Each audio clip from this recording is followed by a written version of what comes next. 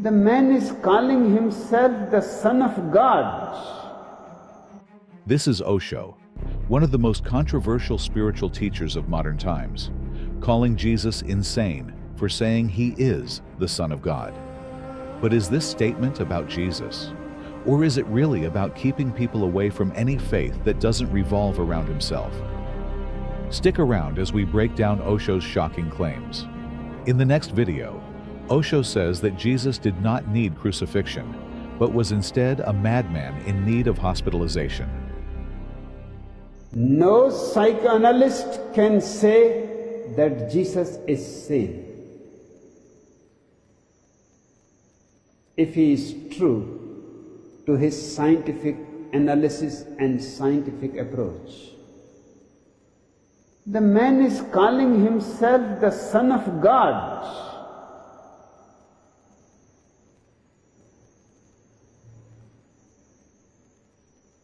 He needs hospitalization.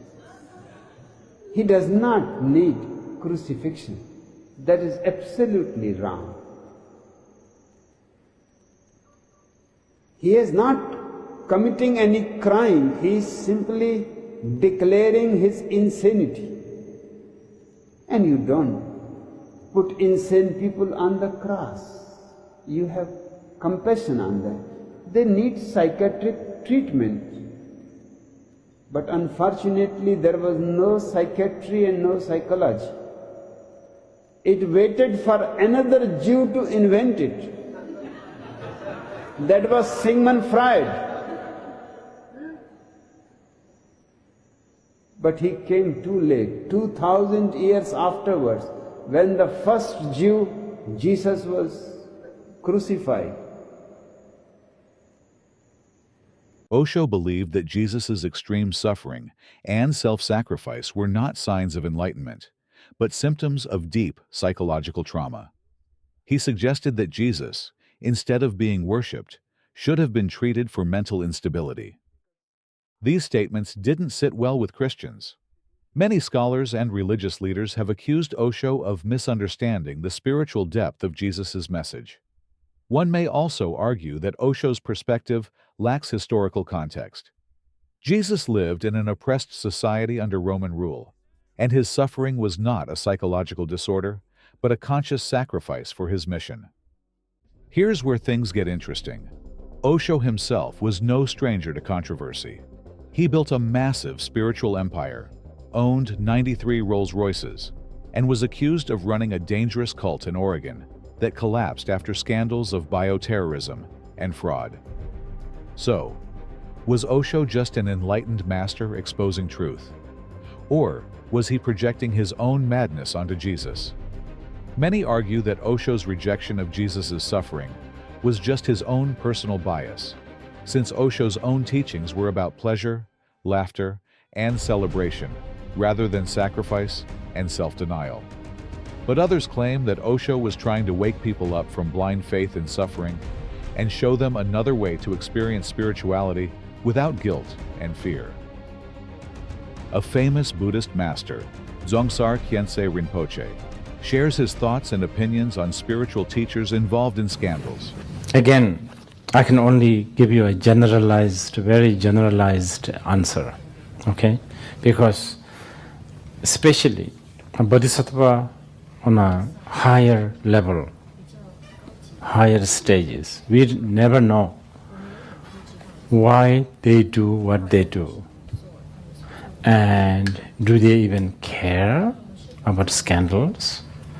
And probably they actually create scandals, so can they actually have a more connection, because a scandal is a kind of a powerful way to get connected, so to speak. But at the same time, if the scandal and stuff like this is diverting many sentient beings from the right path, right view, even lose their inspiration, then especially if this bodhisattva is a young bodhisattva, he or she has to be careful. he and she is not doing. And there's a lot of this case, by the way, so much. You have taken a vow not to do such and so, and yet you do it. Of course. That's, obviously blatant. And also, if you abuse a monk or a nun who has taken a vow that will not engage into such kind of activities, if you abuse them, of course, then, that's a different category, right? I just want to throw some foods for thoughts. This is something interesting because actually India is always fascinating to me.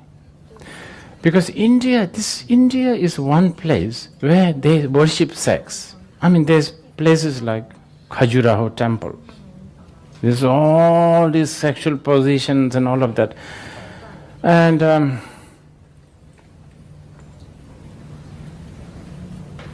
I don't know. There is a lot of greatness in that from my eyes. Did you hear that? According to Dzongsar Khyentse Rinpoche, some so-called enlightened masters create scandals on purpose, to reach more people. But does this mean OSHO was doing the same thing? Or was he just another guru manipulating his followers? If scandals are part of some divine plan, where do we draw the line between enlightened provocation and pure exploitation? Let's not forget that many fake gurus throughout history have used this exact logic to justify abuse and manipulation. So, are scandals truly a skillful means, or just an excuse for unethical behavior? That is the reason why every religion is interested in converting people. Because every religion, every priest, every pope, every saint, every ayatollah, every Sankaracharya, all are deep down full of doubt. So, what do you think? Was Jesus a misunderstood enlightened master, a delusional madman, or something else entirely? And what about Osho? Was he just an egoic guru trying to discredit other spiritual teachers? Or was there something deeper to his message? Let me know in the comments. And if you enjoy deep spiritual topics like this, subscribe to Satori Awakening Cave for more. And if you want to support content like this, consider dropping a super thanks. It really helps keep these conversations going.